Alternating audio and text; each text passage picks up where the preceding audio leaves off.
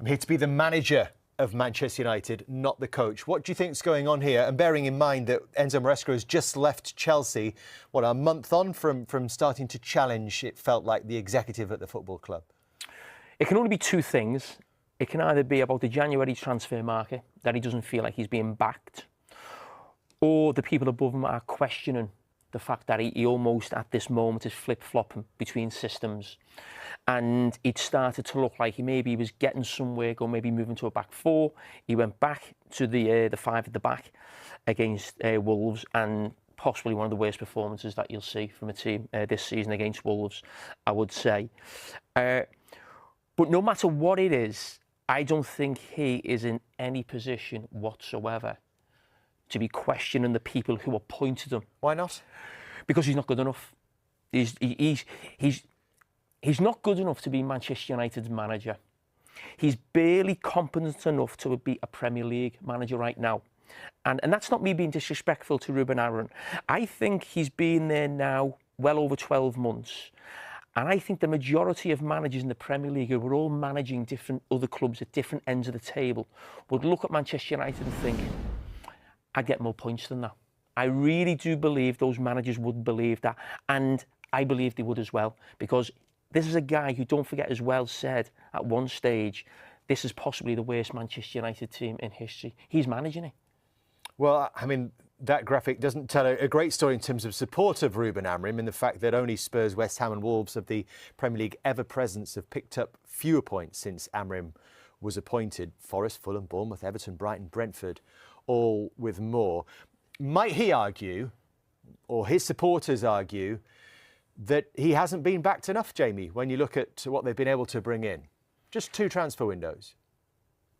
He's been more than backed. I mean, he couldn't have had too many complaints if the club parted company with him in the summer on the back of how poor it was last season. But they then went into the market and spent a lot of money on the attack. 207 million on 3 players this summer. OK, now whether that was, I'm sure he was heavily involved in that. Now, he's playing a system that is not in the traditions of Manchester United.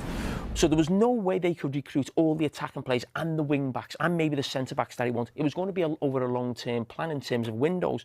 But he can't be complaining now about not having funds in January. Manchester United put a huge amount there in the summer. Don't forget, they had no Champions League football, no European football. A lot of that was down to him and how the team performed last season. Let's not forget, when he was brought in, the idea was to try and get them Champions League football. They were 4 points off the Champions League when he came in. They finished 15th.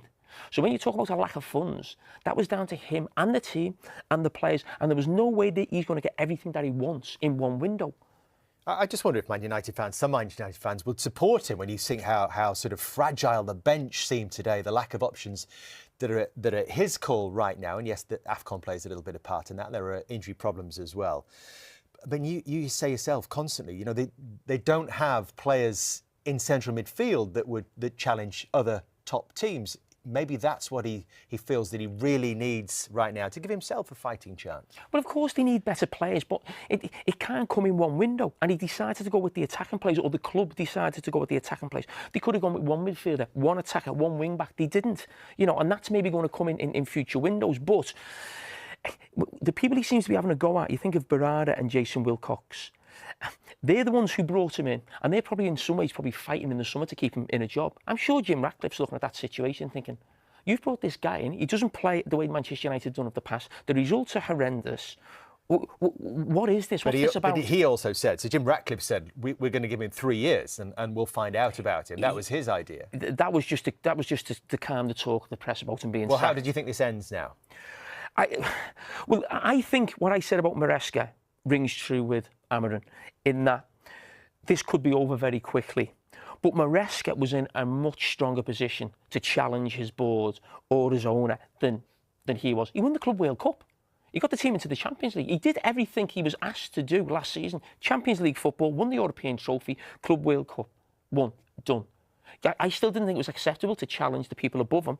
Amorim is in no position whatsoever to speak like that, because as I said, he's a barely competent Premier League manager so far on what he's shown. Their next 3 matches, they go to Burnley, Manchester City in the derby on the 17th, then they go to Arsenal. Maybe he wants to get out before them, for them to certainly City and Arsenal. But there's probably going to be some hope that the key players will be back from AFCON, that Bruno is going to be fit, that Mason Mount might be fit, that De Ligt and Maguire might be fit, and suddenly that picture looks very different, doesn't it? It does look different. And you know what it tells you when you're reading those names off?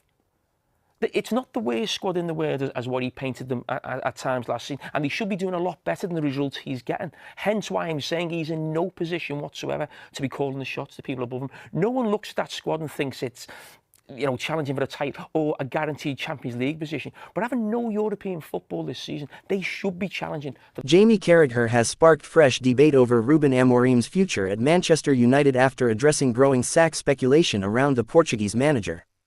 The former Liverpool defender highlighted the pressure that comes with managing at Old Trafford, admitting that recent performances have intensified questions about whether Amorim is under real threat. Carragher also warned that Manchester United must think carefully before making any decision, insisting that another managerial change could deepen the club's instability. He stressed that the hierarchy must either fully back Amorim or risk prolonging the uncertainty surrounding United's rebuild.